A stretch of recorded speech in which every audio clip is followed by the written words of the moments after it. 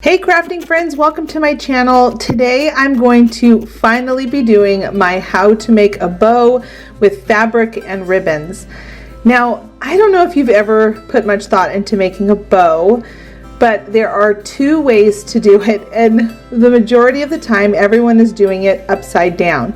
And this is because when we're children, we're taught how to tie our shoes facing down towards our shoe.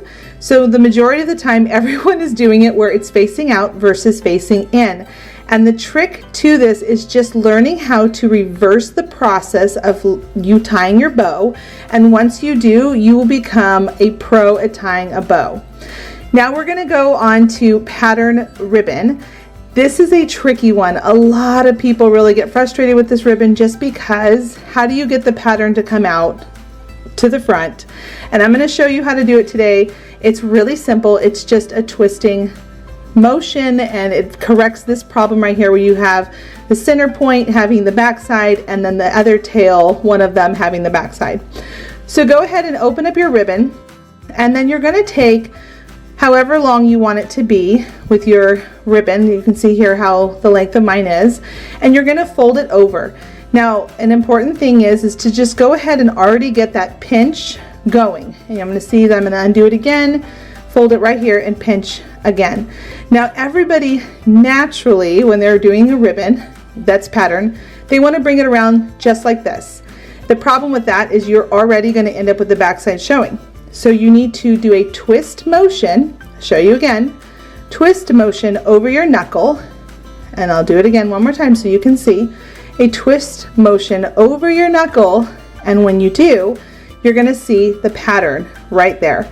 Now, I already like to kind of bunch it just a little bit, and then I'm going to twist it one more time, and then I'm going to go through the hole where your fingers are holding it. So, you know, around the tree through the hole. And before you pull it all the way out to make that other side of the bow, you're going to want to twist the tail one more time. Now, working with wire ribbon can be a little tricky because it wants to get bunched at this point. So go ahead and just work with it. And as you have the tail, before you tighten your bow, you're going to twist that last part, that tail, twist it and then tighten.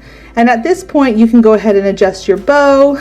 All of your twists should stay in place depending on the type of bow fabric that you have on it. And it's so simple, friends. It's just about knowing where to twist and where to tuck. And once you master this, you will become a pro at working with pattern bows. So here I am, I'm just adjusting, moving it around, and then I'm going to just cut off that extra long piece that I don't want on my bow, and you can see that I have all of the pattern sides of the bow facing out like it should be. Now, if you don't know already, I post Monday, Wednesday, and Friday on my channel. I would love for you to join my channel. Click the notification bell and the subscribe button so you don't miss any videos. Monday and Friday are my craft videos, and Wednesday is my clean with me videos. Let's go ahead and move on to satin silky ribbons. Now, when you're working with these ribbons, you're going to notice right away that there's a matte side and there is a silky side.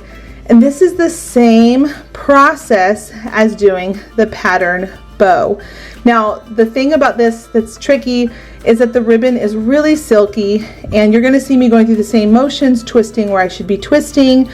But the thing with this type of bow is that you want to make sure that you have a nice good grip on it so it's not slipping and the twists don't come undone.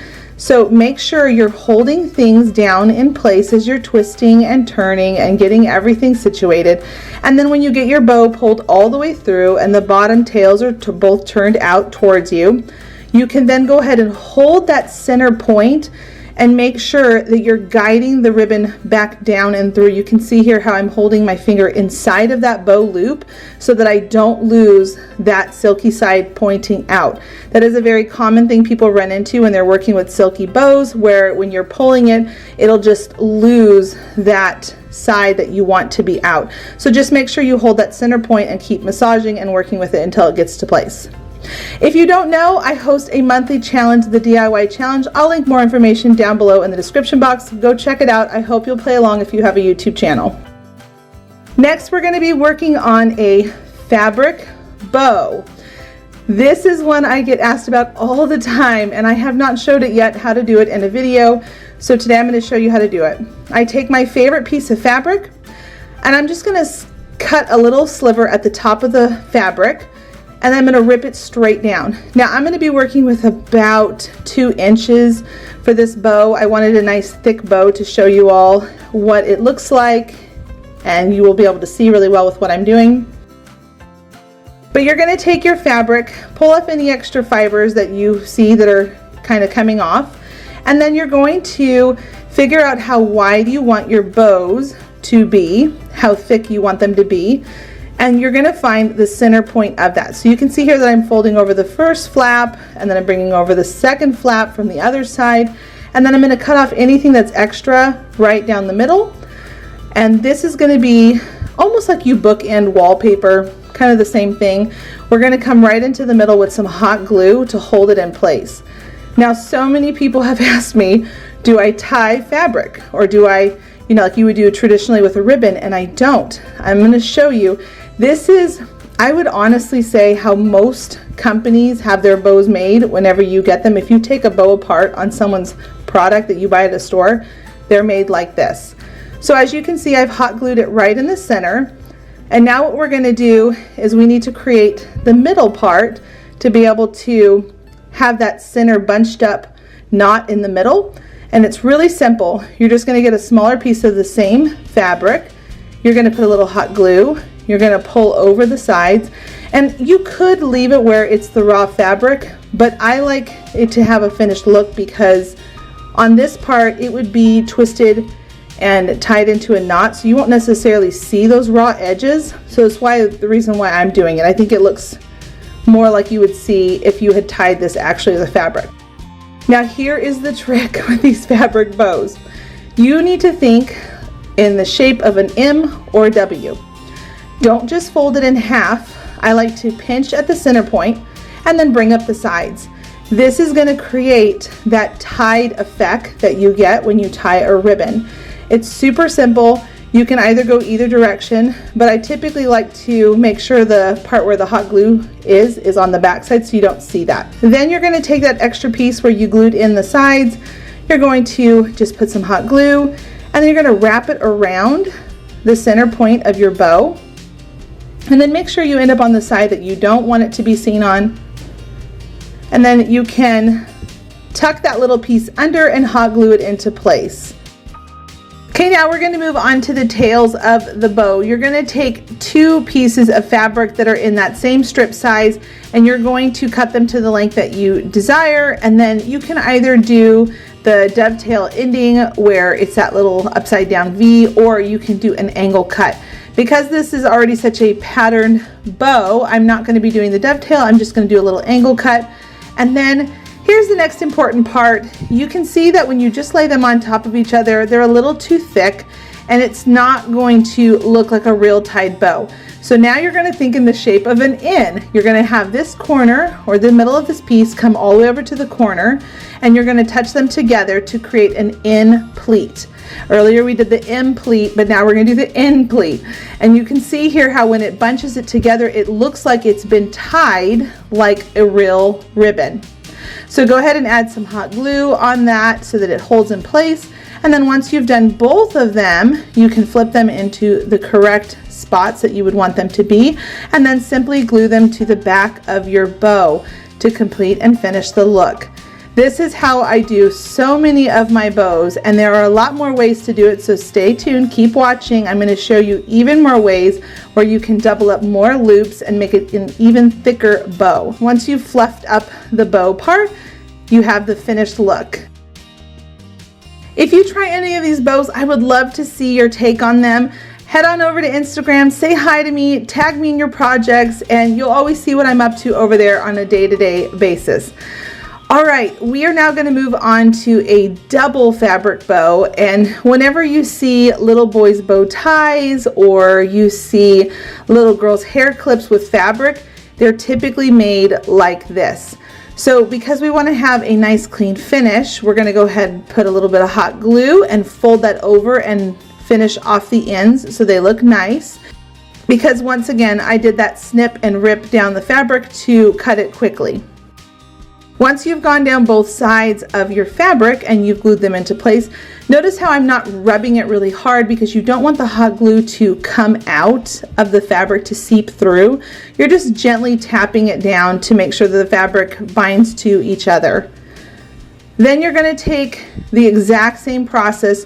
You're going to fold it over to create that very first loop and bookend the two pieces together. And once you've got those down to the size that you want, you're going to go ahead and cut it and glue them into place. I like to overlap my two sides just a little bit to add a little structure in the middle of these bows. Then you're going to move on to the smaller one. So you're going to lessen how big you want the bow to be and do it at a size that you like. And then you're going to once again book in those two pieces into the center, so that way you can have a smaller version of the exact same larger version. And then you're going to see here are the two different sizes. When you lay them on top, it looks like a double bow tie, which is just super, super cute. And then we're going to do that same thing again where we do the M, where we pinch in the middle and bring the sides up. And you want to do it to both of them individually, because if you don't do them individually, it can be a little bit harder with the fabric because this isn't ribbon. There's a lot more bulkiness to it. So I like to do them individually and then stack them on top of each other. And then with an extra piece of that fabric that we've already finished off the sides by turning them in, like I showed you at the beginning, we're going to just glue some on the back, and then we're going to wrap it around into the front. Now when I get to the front of my little bow tie, we're just going to call this the bow tie now. When I get to the front, I kind of like to pinch up the fabric just a tiny bit so it looks like it's tied. I think that is always the show and tell. Like you just know when it's a real bow that has been tied. I feel like when it's bunched just a tiny bit in the front, or the ends look really finished and polished, it looks like a real tied bow. And then you're going to go ahead and just put some hot glue and glue that down into place. Now when it comes to the tails, you could end here and just have that where you put, you know, a little loop that you can turn into a bow tie for your actual child, or a hair clip, or you can finish it if you want this to be on like a home decor item. And then you would just cut your tails to the size you want and glue them onto the back. Now we're going to move on to a double tail bow. I actually did this on a project that I just posted this last weekend. I'll show it on a project at the end of me sharing how I do this. So first what you're going to do is tie just a traditional bow with your twine, and then you take another piece of twine, wrap it around whatever it is you want, however many times, and then tie just a regular knot like you're seeing me do here. So let's just imagine that this is on, you know, a box, a jar, or something. And I like, because twine has been wrapped so tightly, it has a tendency to want to like fling off to the sides. I like to put the tiniest little dot of glue, let it dry for just about 2 seconds, and then I wipe off the extra really quickly. I've had so many people asking me if I'm burning my fingers. I actually have really, really strong, not sensitive fingers to heat. I used to work at restaurants when I was a teenager and going into my adulthood, and so when you carry hot plates, after a while your fingers just get used to touching hot things. But I do burn my finger from time to time, I will be honest. So then go ahead and take that bow you tied initially and put that right on to the center point, and now you have 2 tails coming out, or 4 tails, and look at how it looks on the project. It's just so pretty, and it looks really well thought out with the little loops at the top for the bow, and I just love the way it looks. All right, now if you don't know, Friend Friday is happening every Friday, so don't miss it. Tune in. Again, click that subscribe button. All right, now we're gonna go on to a loopy twine bow. Now I like these a lot. I feel like I use these in my farmhouse home decor whenever I'm making DIYs. But what you're gonna do is you're gonna take your twine and you're gonna keep looping it and pinching it between your pointer finger and your thumb, and you're gonna go in the shape of a figure 8. Now again, the twine has been spun onto its form pretty tightly, and so you're going to want to just keep untwirling it. You can see when I'm putting it down here that it's naturally wanting to twirl a certain way, so I'm just twisting it until it stops wanting to curl so tight. Then you're going to make a little loop around about 4 or 5 times in the center, just as you see here. I'm going to bring up that original other side of it, of that twine, and then I'm going to just simply tie a knot right in the middle. And then you can put some hot glue if you want to help hold it in place even better. You can add some more tails coming off of it if you want to. You can even snip off these tails if you want it to not have tails and just have these loops. There's a lot of really fun things you can do with this, especially with the farmhouse decor. And then just play with it to make sure that you like the way the loops are. You can either spread them out or keep them all looped together as you see here. The next one we are going to do is the gift bow. Now this one is a little trickier, but it is really beautiful if you make this and put this on a wreath. I really love doing these gift bows on wreaths. I think they look so pretty. So what you're going to do is you pick whatever fabric you want, and you could do this with ribbon too. This is how I do my big poofy bows on a lot of my projects. So you're going to start by, once again, doing the same process, bookending in these pieces of fabric into the center point, and I'm going to do 4 of those pieces. And again, you can add as many of these as you want, but that's how many I'm going to do for this one today, just to show you. And then I'm going to take that center point piece that we're going to use to wrap around our bow. I'm going to fold over the sides, and on one of those little loops that we've created, you're going to go ahead and do the M pinch once again, and you're going to wrap it around. Now, do you notice that I'm not doing the other 3? That is because only the top of your gift bow gets the little wrap around loop in the center. So once you've got that on, you're going to go ahead and hot glue it down into place, and then we're going to move on to 2 more of them. Now again, do that M pinch, and once you've got 2 of them done, you're going to create a crisscross. So like the shape of a X, you're going to have one going one direction, one going the other direction, and you're going to pinch and massage them and pinch and massage them until you get them to pull really nice and tight into the center. Add hot glue where you need to. Once you've got that all in place, you're then going to take that 3rd one, and then you're going to add some hot glue and then put that going in an opposite direction to fill in one of those areas that you want it to be nice and full, like a gift bow. And then to make sure it all holds to place nice and tight and pretty, you're going to take some twine, wrap it around it about 2 times, and then come off the back side of it, so that way you can tie it onto something like a wreath or a present, whatever you want to use it with. Once you've got that tied on, you've got those loops, go ahead and bring it around the front, and then that 3rd piece where we had it go the opposite direction of the X, you're going to put that top bow right on top of that same direction. Notice how the very top I'm leaving nothing going that way. So here it is, the gift bow. Isn't it so pretty? All right, friends, that's it for today. I have showed all of my tips and tricks when it comes to tying bows. I hope you enjoyed this video. Please share it on Facebook if you found it inspiring and you want to share it with your other crafting friends. And don't forget to give this video a thumbs up. Until the next episode, bye friends.